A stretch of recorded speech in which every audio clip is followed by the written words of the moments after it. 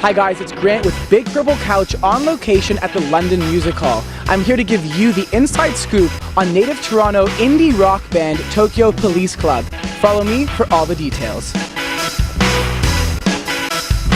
I wanna tell you there's a really good reason why I came home wasted. Okay guys, we're here with Tokyo Police Club. No, they're not gonna arrest me, I really hope not, but their music is awesome, guys. I gotta ask and first say thanks for being here on the couch. Thanks for having us on the couch. Appreciate it. And you know, like the name, you don't see it every day. I gotta ask, how did you guys come up with Tokyo Police Club? We were in high school and it was a lyric in one of our songs and it seemed like a good idea at the time. Just kind of came? Yeah. Who knows, man? You're 18, words just come out. It was just, I don't even want to speculate where that came from. I wasn't even there. I was in bed in university at the time, and these guys were going on a trip to Chicago, and those things leave at about 5 a.m. because it's about a 10-hour drive there, and so they want to make the most of the day.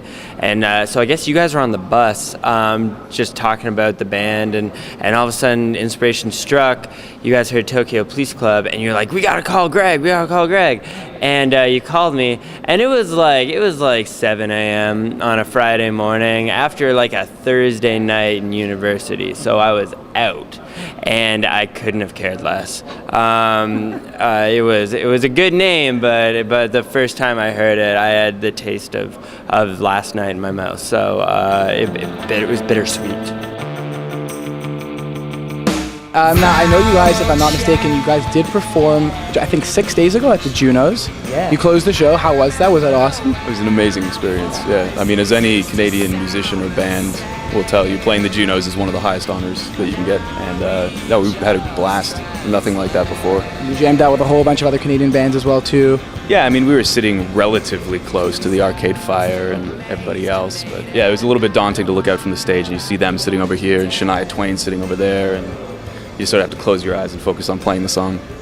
Okay, well, I gotta ask, I know I mentioned before, but you guys weren't just on tour. You were on tour in Europe about a couple months ago, November. Mm-hmm. And now you're on tour currently right now. Are you guys still promoting Champ as it is, or just playing a whole plethora of songs? How's it been? Well, I suppose technically we're still promoting Champ, but we're playing a plethora of songs, and I suppose we're just really promoting Tokyo Police Club at this point. So tell me what's your favorite Okay, now, color? this may be kind of at least new to me and new to the idea of a band having one of these, but I recently found out you guys are about to release your first edition of a magazine. How did this come to be? It was just, we were just looking for something new to do and to have at the shows and stuff. I mean, you know, we're playing these places now for the most part for the second or third time on this album, and so we tried to change it up and keep it fresh, but it's, you know, it's still the same songs. We don't have a bunch of new stuff, so it's fun to have something new to offer. And then it was just cool. It was just a different way to be creative, and for me it sort of harkened back to the early days of the band where we would get together to make music, but really we were just hanging out, and the creative part was just one facet of it. You know, we'd have pizza and watch movies and also jam. And this was the same sort of thing where we just go over to someone's house and just, you know, put paint on a toothbrush or stencil something or write some dumb article, and it was it felt more like those early days than anything else we've done in a long time to me. So it was really fun to do. So what kind of wacky, crazy stuff can we see? Are there going to be feature articles on you guys in there? Is there going to be personal anecdote stories? What kind of stuff can people There's see? a few recipes probably in there too. There's one recipe. Family recipe. There's one recipe for a cake, I think, from our manager's wife. A chocolate cake, a vanilla cake? What is it? You'll have to find out. Oh, to be continued, guys. Right there. And I do believe that if people who buy this magazine, they also get a digital copy. They can download a digital copy of it. Yes, they get the much ballyhooed download card, which we're trying to flog in any way possible. Even if you don't need it, you can give it to a friend. They don't need to know you didn't pay for it. Now, I got to ask as well, too, since you are on tour and you guys go all around, I see you've been to a bunch of universities, obviously Western being the best, no shameless plug there.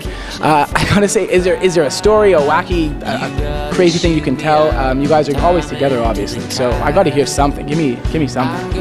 Speaking of universities, we played, was it in Cleveland with Eagle Seagull? And we'd bought on the road in the States, you pass these enormous fireworks stands where they just, Yeah, just everywhere. Everywhere on the highway. There's nothing else around for miles, and then there'll be a warehouse, like the size of a Walmart, just fireworks. And so we bought a bunch because we're like, it's probably legal. If they sell them, you must be able to light them off. And then we looked it up, and it's just not legal to light them off in 90% of places, and definitely not in Cleveland, and definitely not in the quad of the university, which is where we did light them off. Because it was the last night of tour, and we couldn't cross the border back into Canada with these fireworks. And the ones we chosen to buy were, I don't know what they were called, but they had like... The Big Kahunas. Was it the Big Kahuna? They're Probably. called the Big Kahunas. And what was it? It was like 5x4 of these things, and we bought 2 of them. And so we lit it off, and we thought, I don't know what we thought was going to happen, but what did happen was like we shelled everyone. It's like boom, boom, boom, boom, 40 of them, and it's after midnight, and lights start to turn on.